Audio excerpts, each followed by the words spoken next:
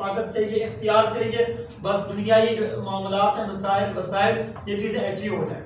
یہ کہیں نہ کہیں اوورآل اس وقت ہمارے معاشرے کے اندر یہ چیز موجود ہے، اور اس وجہ سے ہم یہ دیکھتے ہیں کہ اتنی اسٹرگل کرنے کے باوجود، پیسہ لگانے کے باوجود، محنت کرنے کے باوجود، یہ اولاد جن کو ہم بڑی محنت اسٹرگل کے ساتھ اس اسٹیج پہ لے کے جاتے ہیں، اور جب وقت آتا ہے اس اولاد کا اب ہمارے اوپر انویسٹ کرنے کا، اس اولاد کا ہمارے سہارے بننے کا، تو اس وقت وہ اولاد یہی کر رہا ہوتا ہے. زیادہ سے زیادہ ایک نوکر کو آپ کے سامنے کھڑا کر دے گا، اس کے پاس خود ٹائم نہیں ہوگا، کیونکہ آپ نے خود اس کو جب ٹائم چاہیے تھا آپ نے نہیں دیا تھا. اور یہاں پر ایک بات، بڑی اہم بات ضرورت کیوں پڑتی ہے اس بات کی کہ ماؤں کے ساتھ کیوں بیٹھا جائے، ان کے ساتھ یہ سیشن کیوں کیا جائے، ان کے ساتھ یہ باتیں کیوں کی جائے. اس کے پیچھے بڑی ریزن، بڑی لاجک ہے. وہ یہ ہے جتنے بھی چائلڈ اسپیشلسٹ ہیں یا جو بھی سائیکولوجسٹ ہیں، ان کے ہاں ایک بات بڑی مشہور ہے، اس کے اوپر اتفاق بھی ہے کہ جب بچہ اس دنیا میں آتا ہے تو بچے کے 4 بلیف جو ہے وہ اپنے ماں کے اوپر 100% ہوتے ہیں. پہلا بلیف، بچے کو پتا ہوتا ہے کہ سب سے زیادہ اگر وہ کسی میں ٹرسٹ کرتا ہے وہ اپنی ماں پہ کرتا ہے. دوسرا بلیف، بچے کو یہ بات پتا ہوتی ہے کہ سب سے زیادہ اگر مجھ سے کوئی محبت کرنے والی ہے وہ میری ماں ہے. تیسرا بلیف، بچے کو یہ بات پتا ہوتی ہے کہ سب سے زیادہ وقت اگر مجھے کوئی دے سکتا ہے وہ میری ماں دے سکتی ہے. اور چوتھا بلیف، کہ اس کو اس بات کا علم ہوتا ہے کہ سب سے زیادہ اگر معلومات، انفارمیشن کسی کے پاس ہے تو وہ میری ماں کے پاس ہے. یہ 4 بلیف ہر بچے کے ہوتے ہیں اپنی ماں کے بارے میں. سپوز کر لیں کہ بچہ ابھی چھوٹا ہے، کچھ مہینوں کا ہے، 1 آدھ سال کا ہے، تو کہیں گھر میں یا آگے پیچھے کہیں کوئی دھماکہ ہو جاتا، آواز آتی ہے، تو آپ دیکھتے ہیں کہ اس بچے کا پہلا ایکشن کیا ہوتا ہے. وہ فی الفور اپنی ماں کی آنکھوں میں آنکھیں ڈال کے دیکھ رہا ہوتا ہے، اور وہاں سے وہ اس ایکشن کو اپنے اندر فیڈ کر رہا ہوتا ہے کہ کیا ایکشن آئے گا یہاں سے. کیا وہ ماں گھبرا گئی ہے تو بچہ بھی گھبرا جائے گا، وہ ماں اگر نہیں گھبرائی تو بچہ بھی نہیں گھبرائے گا. اس طریقے سے اس بچے کے بلیف بننا شروع ہو جاتے ہیں. لیکن بدقسمتی سے جو یہ بچہ بڑا ہونا شروع ہو جاتا ہے تو اس کے اندر ایک چیز ایک ایک کر کے یہ چیزیں ختم ہونا شروع ہو جاتی ہیں. سب سے پہلا ٹرسٹ تھا اس کو کہ میں سب سے زیادہ اعتماد اپنی ماں پہ کرتا ہوں اور ماں مجھ پہ کرتی ہے. جب وہ ماں اسے ڈانٹنا شروع کر دیتی ہے کہ اس نے کہیں کوئی چیز گرا دی، کپڑے کے اوپر کوئی چیز لگا دی، تو ماں نے ڈانٹنا شروع کر دیا، تو ٹرسٹ کا پہلا جو سلسلہ ٹوٹ چکا. یہاں کانسیپٹ شیئر نہیں کیا ماں نے بچے سے کہ یہ دودھ گرانے سے یا پانی گرانے سے نقصان بیٹا یہ ہوا کہ آپ کے کپڑے گیلے ہو گئے اور آپ اس ٹھنڈ میں سردی کے مارے بیمار بھی ہو سکتے ہیں. یہ کانسیپٹ شیئر کرنا تھا. لیکن ماں نے کیا کیا؟ کانسیپٹ شیئر نہیں کیا، الٹا وہ جلاد بن کر اس نے اس طریقے سے ریئیکٹ کیا. ریئیکٹ کرنے کی صورت میں بچے کا جو ٹرسٹ تھا وہ 0 پہ چلا گیا، اور پہلا جو کانسیپٹ تھا وہ ختم ہوا. دوسرا کانسیپٹ اسی طریقے سے ہم یہ بات کرتے ہیں کہ سب سے زیادہ محبت کرنے والی ماں ہوتی ہے. جو یہ بچہ بڑا ہونا شروع ہوتا ہے تو یہ دیکھتا ہے کہ ماں مجھے چیزیں بتا نہیں پاتی. ہاں، دھمکانا اس کو آتا ہے، ڈرانا اس کو آتا ہے کہ میں ٹیچر کو بتا دوں گی، میں اسکول کی میڈم کو بتا دوں گی، میں آپ کے جو والد گھر آئے تو ان کو بتا دوں گی. تو وہ اسے طرح طرح کی دھمکیوں کی صورت میں دوسرا جو بلیف تھا ایک بچے کا اپنی ماں کے حوالے سے وہ بھی ختم ہو جاتا ہے کہ میں اگر محبت مجھ سے ماں سب سے زیادہ کرتی ہوتی تو یہ اس طریقے سے دھمکیوں والا رویہ نہ ہوتا، پیار اور محبت کا رویہ ہوتا. کانسیپٹ کے ذریعے مجھے چیزیں سمجھائی جاتی.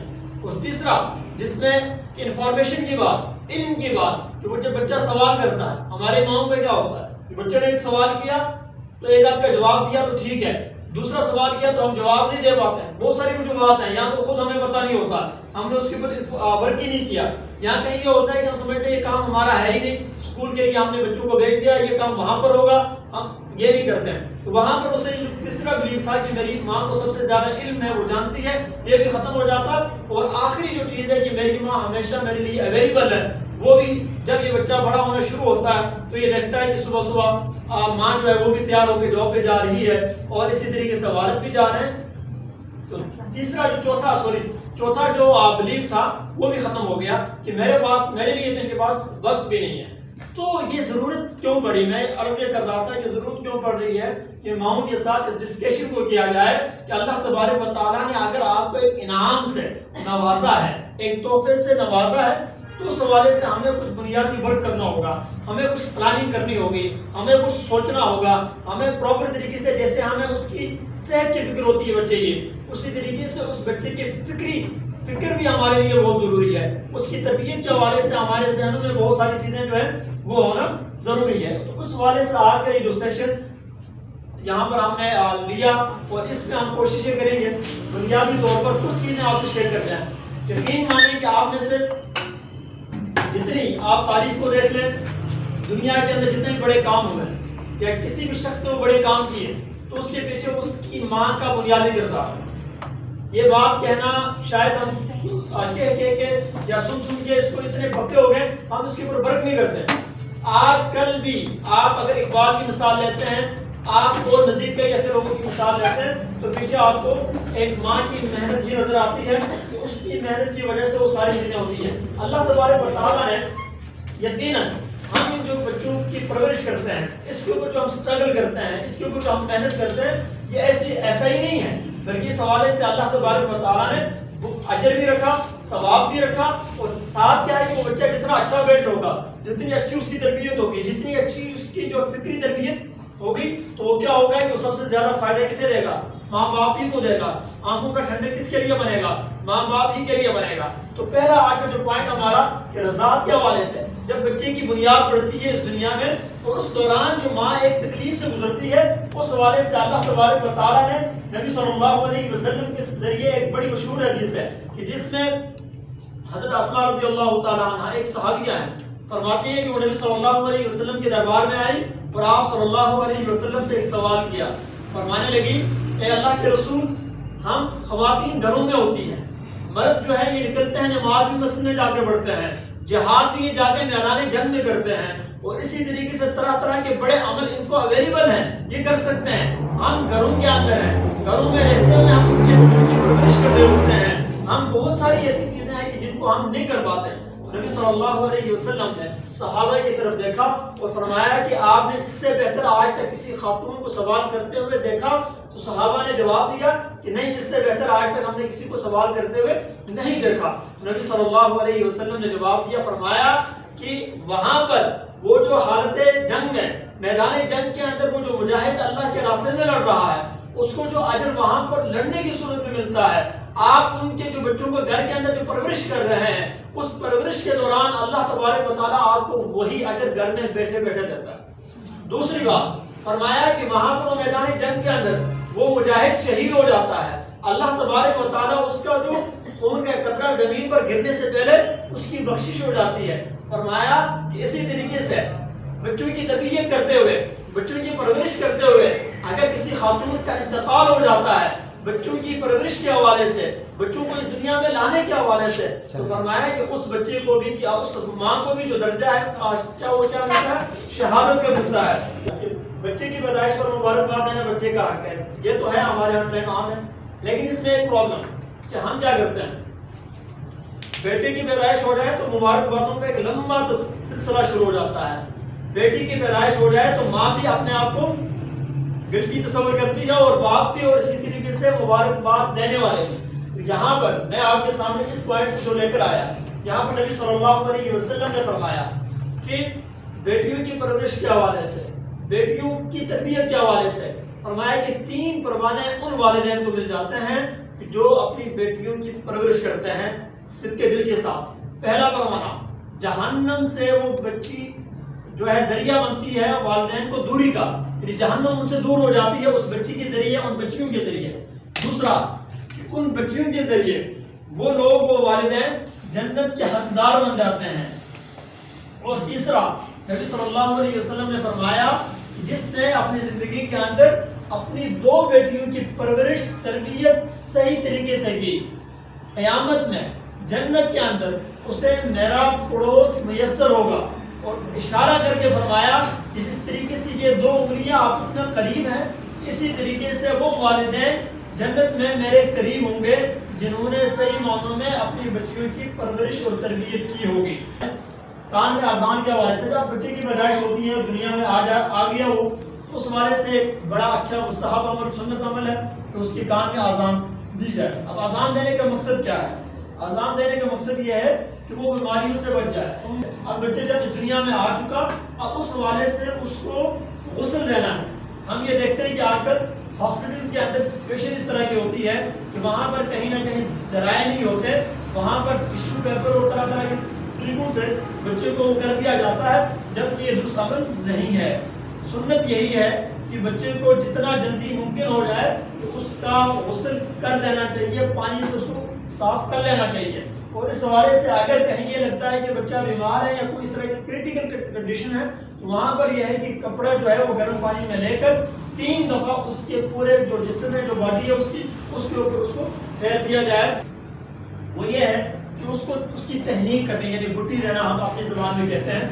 نبی صلی اللہ علیہ وسلم کے دور میں بھی عمل بڑا بہترین رہا۔ حضرت ام سلمہ رضی اللہ تعالیٰ عنہ ایک صحابی ہیں، ان کے ہاں بیٹے کی پیدائش ہوئی، انہوں نے حضرت انس رضی اللہ تعالیٰ عنہ کے ذریعے اپنے اس بیٹے کو نبی صلی اللہ علیہ وسلم کی طرف بھیجا۔ وہ گود میں لے کر گئے اور ساتھ ایک کھجوری میں رکھی تھی۔ نبی صلی اللہ علیہ وسلم کے پاس جب وہ حضرت انس اس بچے کو لے کے پہنچے تو نبی صلی اللہ علیہ وسلم نے اس بیٹے کو گود میں اٹھایا اور پوچھا اس کی ماں نے کچھ ساتھ بھیجا ہے؟ تو انہوں نے کہا جی کھجور کے کچھ دانے بھیجے ہیں۔ تو نبی صلی اللہ علیہ وسلم نے کھجور کے اس دانے کو اٹھایا اور اپنے منہ میں لے کے اسے چبایا، چبانے کی صورت میں وہ جو مکسر بنا وہ اس بچے کے منہ میں دیا اور اس منہ کے اندر جو تالو ہوتا ہے اس کے ساتھ اس کو تھوڑا سا مسل دیا۔ تو اس طریقے سے بتایا کہ یہ عمل کرنا اس لیے ضروری ہے کہ آپ اپنی فیملی، اپنے عزیز و اقارب میں ایسے جو لوگ جو اللہ کے قریب ہیں اور جو معاملات میں بہترین ہیں ان کے ذریعے سے جب یہ چیز کرتے ہیں تو اس بچے کے اندر وہ عادت اس طرح کی بڑھ جاتی ہے کہ وہ کہیں نہ کہیں اس راستے کے اوپر چلنا شروع کر دیتا ہے۔ عقیقے کے حوالے سے اگر ہم بات کریں کیا ہے تو یہ ایک بڑا سنت عمل ہے، اور اس حوالے سے جب بچہ 7 دن کا ہو جائے تو اس کا عقیقے کرنے کا حکم ہے۔ اور حدیث میں ہے کہ حضور صلی اللہ علیہ وسلم نے فرمایا کہ پیدائش پر عقیقہ کیا ہے، یہ بچے کا ایک حق ہے، اور وہ کیا ہے کہ اس سے طرح طرح کی تکلیفیں آنی ہوتی ہے، زندگی کے اندر بیماریاں آنی ہوتی ہیں، تو آپ اس عقیقے کی صورت میں اس کو اس بیماریوں سے اور آنے والے وقت میں جو مشکلات ہیں اس سے بچا سکتے ہیں۔ اور اس میں کچھ چیزیں 1-2 شیئر کرنا ضروری سمجھتا ہوں کہ مثلا اوقات یہ ہوتا ہے کہ والدین کے پاس اس وقت حالات اس طرح کے نہیں ہوتے کہ وہ کوئی اس طرح کا عمل کر سکے۔ یہ ضروری نہیں ہے کہ 7 دن ہی کے بعد کیا جائے، کہ بعد میں بھی جب آپ کو حالات آپ کے بہتر ہو سکتے ہیں آپ اس کو اس وقت بھی کرتے ہیں۔ یہاں تک بتایا گیا ہے کہ وہ بچہ اگر بڑا ہو جاتا ہے، اس کو پتہ چلے کہ والدین کی کیفیت کس طرح کی تھی، وہ نہیں کر سکے تھے، تو وہ خود بھی اپنا صدقہ عقیقے کی صورت میں کر سکتا ہے۔ اور بیسیکلی اس کا جو مقصد پرپز وہ یہ ہے کہ بیماریوں سے اپنے آپ کو بچانا، آزمائشوں سے اپنے آپ کو بچانا ہے۔ اور ہمارے ہاں نام رکھنے کے حوالے سے بھی بہت ساری چیزیں جو ہے نا ان کو اگنور کر دیا جاتا ہے۔ نام رکھنے کا جو بہترین طریقہ کیا ہے، سب سے پہلے یہ ہے کہ آپ اسماء الحسنہ یعنی اللہ تبارک و تعالیٰ کے ناموں میں سے کسی بہتر نام کا انتخاب کریں۔ اس کے بعد وہاں سے دیکھنے کے بعد نبی صلی اللہ علیہ وسلم کی جو صفاتی نام ہیں ان ناموں میں سے کسی نام کو دیکھا جائے۔ اس کے بعد صحابہ کرام رضی اللہ تعالیٰ عنہ اجمعین کے ناموں میں سے کسی نام کو دیکھا جائے۔ اس کے بعد اولیاء کے ناموں میں سے کسی نام کو دیکھا جائے۔ نام کا بڑا امپیکٹ ہے۔ نبی صلی اللہ علیہ وسلم کے دور میں صلح حدیبیہ کے موقع پر حضرت سہیل رضی اللہ تعالیٰ عنہ کو سفیر بنا کے بھیجا گیا، تو آپ صلی اللہ علیہ وسلم نے فرمایا کہ یہ سہیل، حضرت سہیل گئے ہیں تو سہیل نام سے ہی سہل ہے یعنی آسان ہے، تو یقیناً یہ کامیاب ہو کے لوٹیں گے۔ ایک اور روایت میں آتا ہے کہ آپ صلی اللہ علیہ وسلم کہیں سفر پہ جانا چاہ رہے تھے تو لوگوں سے، صحابہ سے راستوں کا پوچھا، تو انہوں نے 3-4 راستوں کے نام بتائے، ان میں سے ایک راستے کا نام سہل تھا۔ آپ صلی اللہ علیہ وسلم نے اسی راستے کا انتخاب کیا۔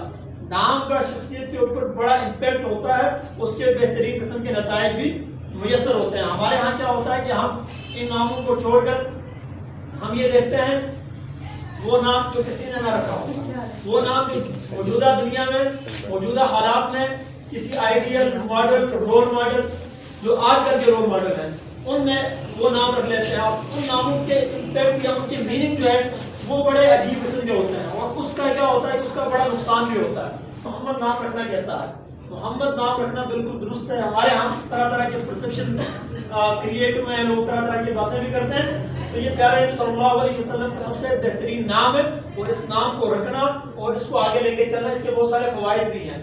رسول اللہ صلی اللہ علیہ وسلم نے بھی اپنے نواسوں کے جو نام ہیں وہ حضرت ہارون علیہ السلام اور ان کے بیٹوں کے ناموں پر وہ نام ان کے بھی رکھیں، بچوں سے محبت کریں۔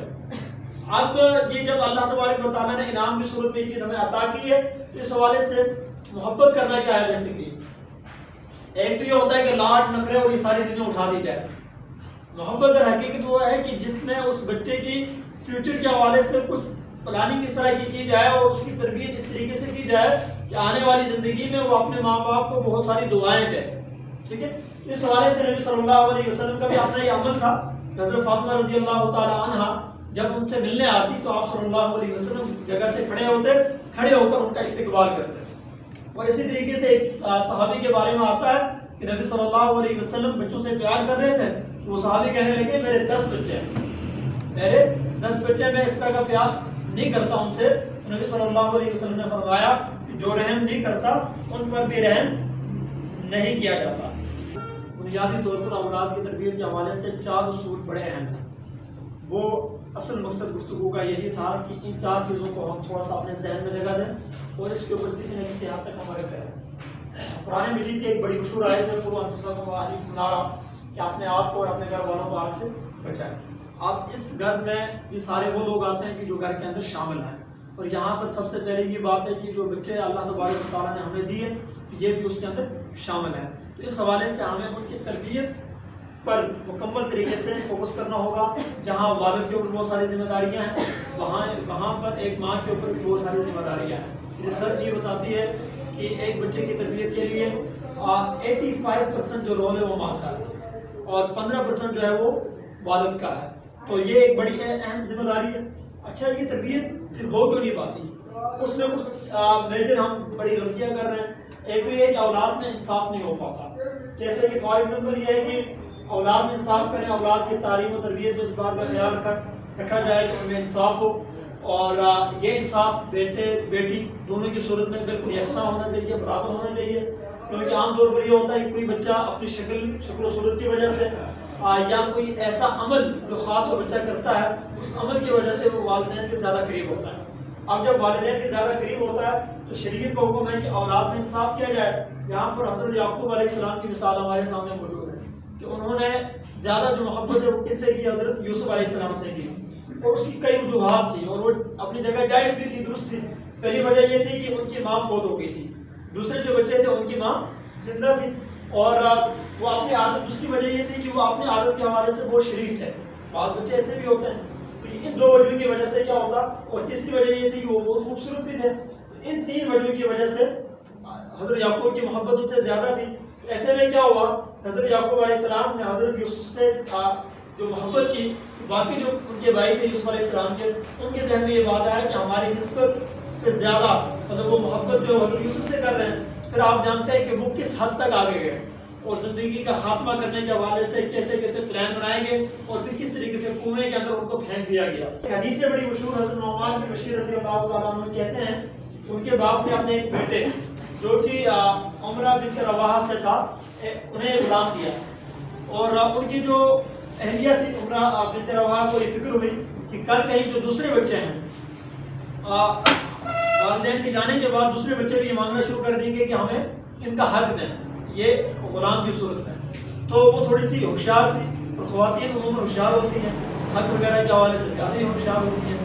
تو انہوں نے یہ کیا, ان سے کہا اپنے شوہر سے کہ آپ جائیں نبی صلی اللہ علیہ وسلم کے سامنے اس بات کو رکھیں اور انہیں کہیں کہ آپ گواہ بن جائیں, آپ گواہ بن جائیں. اس بات کو جب وہ لے کے گئے وہاں پر پہنچے, آپ صلی اللہ علیہ وسلم نے پوچھا ان سے کیا تم نے دوسرے بچوں کو بھی غلام کیا؟ انہوں نے کہا نہیں. آپ صلی اللہ علیہ وسلم نے فرمایا میں ظلم کا یا ظالم کا گواہ نہیں بنتا. یہ سن کر ان کے والد نے غلام واپس لے لیا اور باقی بچوں کو غلام کو نہیں دے سکتے تھے, اسی لیے کیا کیا جو کچھ مال تھا ایسا جیسا تھا وہی تقسیم کر دیا. تو اب تربیت کے حوالے سے اگر ہم بات کریں تو ابتدائی طور پر 3 دور ہیں ادوار تربیت کے. پہلا جو دور ہے وہ ابتدائی یعنی 0 سے لے کر 6 ایئر تک, اور یہ انتہائی عام دور ہے. اور ریسرچ یہ بتاتی ہے کہ اسی دور میں بچہ بن جاتا ہے. جس طریقے سے آپ کہہ سکتے ہیں کہ کچھ مشین کے اندر کچھ ڈائریاں آپ بنا دیتے ہیں, کچھ فارمولے آپ بنا دیتے ہیں, اسی طریقے سے ان 5-6 سال کے اندر بچہ کیا کرتا ہے اپنی عادتوں کو بلڈ کرتا ہے, بنا لیتا ہے. اب بعد میں جب دوسرے اور تیسرے دور میں بچہ چلا جاتا ہے پھر وہ عادتیں پریکٹس میں آنا شروع ہو جاتی ہیں. اسی لیے حضرت علی رضی اللہ تعالیٰ عنہ کا بڑا مشہور قول ہے, آپ نے فرمایا کہ بچے کی جو تربیت ہے وہ 3 مراحل پر ہوتی ہے. پہلا جو دور ہے 0 سے 6 ایئر کا، اس میں یہ ہے کہ اس بچے کو آپ بادشاہ بنا کے رکھیں، مطلب اس طریقے سے آپ اس کو چلائیں، جو کچھ اس کو ریکوائرڈ ہے وہ آپ دیں اس کی خوراک کے حوالے سے، باقی جو معاملات ہیں اس حوالے سے۔ اب جو دوسرا دور ہے اس حوالے سے فرمایا یہ 6 سے 12 سال کا ہے، اس میں آپ اس کو غلام بنا کر رکھیں۔ غلام بنانا کیا ہے کہ آپ یہ جو کچھ بھی کرے آپ سے پوچھ کے کریں اور آپ اس کو بتائیں کیا کیا کرنا ہے، تاکہ اس کی زندگی کے اندر وہ عادتیں بیٹھ ہو جائے۔ تو ماہرین کے مطابق 6 سال تک بچے کی شخصیت کا بنیادی ڈھانچہ جو ہے وہ مکمل ہو جاتا ہے۔ اس عمر میں وہ اسکول جا چکا ہوتا ہے، اس عمر میں وہ معاشرتی روابط، رشتہ داریاں، دوست وغیرہ رکھتا ہے، اصول و ضوابط، صحیح غلط میں واضح طور پر فرق محسوس کرنے لگتا ہے۔ اس عمر کی سیکھی ہوئی اقدار آداب زندگی گزارنے کا طریقہ آئندہ زندگی کی بنیاد بنتا ہے، اور یہ سلسلہ کہاں تک چلتا ہے؟ دور بلوغت تک۔ اور تیسرا جو دور ہے تربیت کا وہ ہے 12 سے لے کر 19 سال تک، اور یہ جو دور ہے یہ بڑا وہ دور ہے کہ جس کے اندر اس بچے کے اوپر اب زیادہ فوکس کرنے کی ضرورت ہے، اس کو زیادہ بہتر طریقے سے گائیڈ کرنے کی ضرورت ہے، اس کو زیادہ بہتر طریقے سے ڈیل کرنے کی ضرورت ہے، انوائرمنٹ اس کو بہتر سے بہتر دینے کی ضرورت ہے اس دور کے اندر، تاکہ وہ ان چیزوں کے اوپر پراپر طریقے سے آئے اور جو آپ کا مقصد ہے زندگی کا، جو اس کو دینا چاہ رہے ہیں وہ اس کے اوپر آ سکے اور اپنی زندگی کو آگے بڑھا سکے۔ تو تربیت اولاد میں 3 بنیادی اصول میں پہلا اصول کیا ہے کہ اگر ہم تربیت کرنا چاہتے ہیں تو کیا ہوگا کہ سب سے پہلے ہم اپنی تربیت کریں۔ والدین کیا کریں؟ پہلے اپنی تربیت کریں۔ ہماری اپنی تربیت موجود نہیں ہے تو ہم بچوں کی کیا تربیت کریں گے؟ ایک ماں ہے وہ خود جھوٹ بولتی ہے تو وہ ایکسپیکٹ یہ کرتی ہے کہ میرے بچے سچ بولیں، یہ نہیں ہو سکتا، کیونکہ تربیت کا کام ایسا ہے جو بتانے سے نہیں ہوتا، کرنے سے ہوتا ہے۔ بچہ یہ نہیں دیکھتا کہ آپ بول کیا رہے ہیں، بچہ یہ دیکھ رہا ہے کہ آپ کر کیا رہے ہیں۔ تو یہ بات بہت ضروری ہے۔ اگر میں یہ چاہتا ہوں کہ بچے ہمارے سچ بولیں تو مجھے خود سچ بولنا ہوگا، بچے نمازوں کا اہتمام کریں تو مجھے خود نمازوں کا اہتمام کرنا ہوگا۔ تو اپنی تربیت کے لیے سب سے پہلا جو انڈیکیٹر ہے وہ کیا ہے؟ زندگی کا مقصد کیا ہے؟ اگر میں جنرلی آپ سے سوال کروں، تھوڑا سا ذرا جھنجھوڑے آپ نے آپ کو، میں یہ کہوں کہ آپ کی زندگی کا مقصد کیا ہے؟ جی آپ بتائیں کیا ہے زندگی کا مقصد؟ زندگی کا آپ کی زندگی کا مقصد کیا ہے؟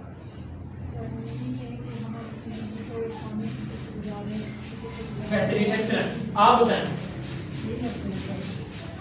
یہی مقصد بہترین۔ آپ سب سے پہلے یہ مقصد ہے حیات جانیے کہ ہمیں اللہ نے زندگی دی ہے تو کیوں دی ہے۔ ایک بات جو ہم کہہ رہے ہیں، جو آپ کہہ رہے ہیں، اگر اس کے اوپر آپ ورک بھی کر رہے ہیں تو یقین جانیں آپ جیسا کچھ خوش قسمت نہیں ہے۔ بچے آپ کی پیروی کریں، آپ ان کے پیچھے نہ لگیں۔ پہلے دن سے بچے کے کھانے پینے، نیند کو منظم کریں، بچے کی خواہشات کے پیچھے آپ کو نہیں ہونا چاہیے۔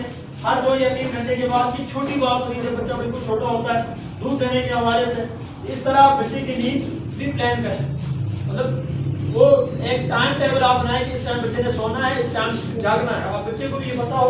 اور اسی طریقے سے بچے کے ناجائز لاڈ نہ اٹھائیں، اس سلسلے میں کھیل کے اوقات مقرر ہونے چاہیے، بچے سے ان کی پابندی بھی کروائیں، کچھ چیزیں بنوائیں اور ان کے اوپر امپلیمنٹیشن کروائیں۔ اور آپ نے بچے کے پیچھے نہیں چلنا بلکہ ان کو اپنے پیچھے چلانا ہے۔ لیکن ہمارے ہاں کیا ہوتا ہے کہ ہم بچوں کے پیچھے چلتے ہیں، بچے نے ضد لگا دی، ہم نے وہ چیز دے ہی دینی ہے، اور وہ بچے کی ضد بیسکلی بنا کون رہا ہے؟ ہم خود بنا رہے ہیں۔ جب اس نے 10 روپئے مانگے تھے اس ٹائم ہم نے اسے منع نہیں کیا، وہ دے دیے جبکہ ضرورت نہیں تھے۔ اب بچے کو یہ بات کلیئر ہو جائے، میں یہ سمجھتا ہوں کامیاب والدین وہ ہوتے ہیں کہ جن کے بچے یہ سمجھ رہے ہیں کہ والدین نے جو کچھ کرنا اپنی مرضی سے کرنا ہے، ہماری مرضی پہ نہیں کریں گے۔ اب وہاں پر بہت ساری چیزیں آسان ہو جاتی ہیں۔ تربیت کیسے ہوگی؟ اس حوالے سے ماں فطری طور پر سب کچھ کر لیتی ہے، اور بچے کے لیے سب سے بڑا انعام آپ یعنی ماں کی محبت ہے۔ جتنا بڑا کام کروانا ہے وہ کروا لیں، اور کروانے کے بعد پیار کریں۔ جو بچے کو ریکوائرڈ ہے، جو چاہیے، ماں نے بچے کو سینے سے لگانا ہے، پیار کرنا ہے۔ بچے کی ساری کائنات یہی ہے۔ جب آپ کو اس طریقے سے اس کی حوصلہ افزائی کرتے ہیں، اور ماں کی ناراضگی بچے کے لیے سب سے بڑا مسئلہ ہے۔ اگر بچے کو یہ پتا چل جائے کہ ماں مجھ سے ناراض ہوئی تو اس کے سب سے بڑا یہی مسئلہ ہے۔ اس طریقے سے آپ تربیت کر سکتے ہیں، اس چیز کو اپنی طاقت بنائیں کہ آپ دیکھ رہے ہیں کہ بچہ بار بار جھوٹ بول رہا ہے تو اس کو کہہ دیا جائے کہ اب آپ سے میں نے ناراض ہوں، بات نہیں کرتا۔ تو آپ 1 گھنٹہ 2 گھنٹے 3 گھنٹے ذرا اس پہ ٹرائی کر کے تو دیکھیں، اس کا ریئیکٹ آپ دیکھیں کہ آپ کو کتنا بہترین قسم کا آئے گا. ہمارے یہاں کیا ہوتا ہے کہ بچے نے جھوٹ بولا, تھپڑ مار دیا منہ پہ, ہم نے نہیں بولا دوبارہ, وہ تو اسے ایسے ہی کرے گا. احساسات کے ذریعے جب تک ہم ان کی تربیت نہیں کریں گے تب تک کام آسان نہیں ہوگا. اور تیسری جو بات یہاں پر ہم کر رہے تھے کہ ماحول کو سازگار بنائیں, بچہ ماں باپ دونوں کے ساتھ رہتا ہے. اس کے علاوہ اگر جوائنٹ فیملی ہے تو وہاں پر مزید اور بھی لوگ ہیں, جس طرح چچا پھوپھو دادا دادی وغیرہ بھی ہوتے ہیں. بعض اوقات اکیلے گھر جیسا ماحول بھی ہوتا ہے. آپ کو یہ دیکھنا ہے کہ جو چیز میں اس کو سکھانا چاہ رہی ہوں آپ کا ماحول اس کے لیے کس حد تک فائدہ مند ہے اور کس حد تک نقصان دہ. مثال کے طور پر آپ بچے کو نمازی بنانا چاہتی ہیں, اب ماحول تبھی مفید ہوگا کہ جب گھر کے تمام لوگ نماز پڑھتے ہوں. اب اگر گھر کے لوگ نماز نہیں پڑھتے ہیں, اس غلط ماحول کی وجہ سے 4 گنا زیادہ آپ کو محنت کرنی پڑے گی. تو خلاصے کے طور پر آج کی اس ساری گفتگو کو اگر ہم سم اپ کریں تو پہلی بات کیا ہے کہ انصاف کرنا ہے بچوں میں, بیٹی بیٹا سب کو ایک ہی اس پہ رکھنا ہے, اور تعلیم مال شادی وغیرہ ہر معاملے میں یہ ایک بنیادی فیکٹر ہے. دوسری بات یہ کہ اگر ہم اپنے بچوں کی تربیت کرنا چاہتے ہیں تو سب سے پہلے اپنی تربیت, یہ ذاتی تربیت اپنی کی جائے, اور اس کے بعد بچے کی تربیت پر سوچا جائے اور اس کو اللہ تعالیٰ کے ہاں جواب دہی بھی اس کی ہوگی. اور تیسری بات جو یہاں آج ساری ڈسکشن کا حصہ تھی وہ یہ کہ جس رویے سے بچے کی تربیت کرنی ہے اس رویے ایک ہی نقطہ ہو, پلاننگ شعور, خود علم حاصل کریں, عمل کریں اور اسی طریقے سے آگے بڑھیں کہ بچے جو ہیں وہ آپ کو فالو کریں, نہ یہ کہ آپ بچے کو فالو کر رہے ہو. اور آخری چیز ماحول, آپ بچوں کو بہتر سے بہتر دیں. اگر آپ کا ماحول بہتر ہوگا تو تربیت کرنا بھی آسان ہوگا. اگر ماحول بہتر نہیں ہے تربیت کرنا بھی مشکل ہوگی اور محنت آپ کو زیادہ کرنی پڑے گی. تو کامیابی کے ہم نے جو پرسپشنز بنائے ہوئے ہیں اس حوالے سے ایک آرٹیکل میں پڑھ رہا تھا, ایک بریگیڈیئر تھے آرمی میں, حاضر سروس تھے, اور انہوں نے اپنے عہدے کا ناجائز فائدہ اٹھاتے ہوئے بچوں کو ہر طرح کا آرام دیا. اور جب بھی ظاہر ہے کہ ہمارے یہاں جب اللہ تھوڑا سا ہمیں نواز دیتا ہے تو ہم بھول جاتے ہیں اپنی اصل کو, اور پھر ہر جائز ناجائز کام ہمارے لیے جائز ہو جاتا ہے. تو ایسے میں یہ ہوا کہ انہوں نے وہ ساری چیزیں کی اور اپنے اولاد کی تربیت نہیں کی, اور وہ انہیں ناجائز طریقے سے ان کے لاڈ اور ساری چیزیں کرتے رہے. ایک وقت ایسا آیا کہ آپ یہ ریٹائرمنٹ کے قریب آئے بریگیڈیئر صاحب, اولاد جو ہے 3 بیٹے تھے, بڑے ہو گئے. آپ جب وہ ریٹائرڈ ہو کے گھر آئے تو بڑھاپا چھا گیا. وہاں ان کے بچوں کی ذہن میں کیا چیز ڈالی تھی اس نے خود, status every thing, status is every thing, اگر کچھ ہے تو وہ آپ کا اسٹیٹس ہے. وہ چیز اس نے اپنے بچوں کے ذہن میں ڈال دی تھی. اب کیا ہوا کہ جب یہ ریٹائرڈ آ گئے اور بڑھاپے نے ان کو آ لیا تو آپ بچے کیا کرتے ہیں, کوئی باہر سے لوگ آتے ہیں ملنے تو والد تو ملاتے ہی نہ. کیوں؟ ایک تو یہ ریٹائرڈ ہو چکے ہیں, دوسرا بڑھاپے نے ان کو آ لیا, اب وہ اگلے لوگ جو ہے نا ان سے متاثر نہیں ہوں. اور ایک وقت ایسا ہے کہ ان کی ملاقاتیں ہی بند کروا دی لوگوں سے. پھر بھی میں چھٹیاں ہوتی ہیں اور چھٹیوں کے دوران یہ تینوں بچے ڈیسیژن لیتے ہیں کہ ہم فارم جاتے ہیں ٹرپ پہ وزٹ پہ, اور گھر میں اب بوڑھے باپ کا مسئلہ ہے اس کو کیا کریں. اس حوالے سے یہ طے پڑتا ہے کہ اس کو ہم گھر سے باہر کسی اسٹور میں ان کی رہائش رکھوا دیتے ہیں اور نوکر کو صاف پابند کرتے ہیں کہ وہ اس کی کھڑا ہو جائے, اس کے لیے جو کچھ چیزیں ریکوائرمنٹ ہے وہ کریں. گھر کے اندر نہیں رکھا, وہ گھر جس نے سب کچھ بنایا تھا اور اسی کو انہوں نے گھر سے باہر نکال کر ایک اسٹور کے اندر بند کر دیا. اور ایسے میں یہ نکل گیا, اس نوکر کو بتا دیا یہ سب کچھ, اور یہ کہا کہ جب آپ باہر نکلو باہر تالا لگا دیا جائے تاکہ اس سے کوئی اور لوگ نہ ملیں کہ جن سے یہ معاملہ شیئر کریں اور ہماری بےزتی ہو. ایسے میں یہ ہوا کہ اس نے تالا لگایا نوکر نے اور باہر کوئی چیز لینے گیا, جو ہی اور یہ بچے چلے گئے تو نوکر کا ایکسیڈنٹ ہوا, وہ جگہ پہ ہی ختم ہوا. اب وہ جو بات اس کے دل میں تھی وہ اسی کے پاس نہیں, کسی اور لوگوں کو تو پتا تھا نہیں. یہ 3-4 مہینے گزارنے کے بعد جب بچے واپس آتے ہیں تالے کو توڑتے ہیں تو دیکھتے ہیں کہ اندر وہ والد اسی طریقے سے لیٹا ہوا ہے, گوشت نہیں صرف ہڈیاں. یہ بتانے کا مقصد ہے کہ ہمیں طرح طرح کے خواب دین پتہ نہیں کیا کچھ بنایا ہوتا ہے. ایک پلاننگ ہم کر رہے ہوتے ہیں, ایک پلاننگ اللہ نے کی ہے, ایک پلاننگ میری اور آپ کی ہے, پتہ نہیں آگے کیا کریں گے, اور دوسری پلاننگ اللہ کی ہے کہ اگلے 5 سیکنڈ 8-10-15 منٹ کے اندر زندگی کا اختتام ہی ہو جاتا ہے. تو بتانے کا مقصد یہ ہے کہ اگر ہم ارادہ ٹھیک کر لینا اور ارادہ مصمم ہو کہ اس اولاد کو ہم صحیح معنوں میں تربیت یافتہ بنائیں گے, اور پھر اس حوالے سے یقین جانیں کہ اگر اللہ نہ کرے کہ ایسے حالات ہو گئے کہ وہ اس راستے پر نہ بھی رہے, ہم بری ذمہ ہو سکتے ہیں. اور اس حوالے سے یہ بات بڑی اہم ہے کہ والدین کے دنیا سے انتقال ہونے کے بعد بہت ساری چیزیں ان کو مل رہی ہوتی ہیں. ان میں ایک کیا ہے کہ اگر اولاد صحیح تربیت یافتہ ہے نا تو وہ جو بھی عمل کرتے ہیں قبر کے اندر بھی والدین کو اس کا حصہ ملتا ہے. اور اللہ نہ کرے کہ اولاد اگر غلط راستے پہ چل پڑی تو وہ جو غلط کام ہے اس کا حصہ بھی والدین کو قبر کے اندر باقاعدہ مل رہا ہوتا ہے، کیونکہ وہ تربیت کہیں نہ کہیں اس طریقے سے انہوں نے کی ہوتی ہے.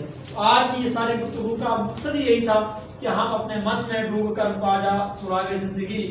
اقبال نے کہا تھا کہ خود ہی کو کر بلند اتنا کہ ہر تقدیر سے پہلے خود خدا بندے سے پوچھے بتا تیری رضا کیا ہے.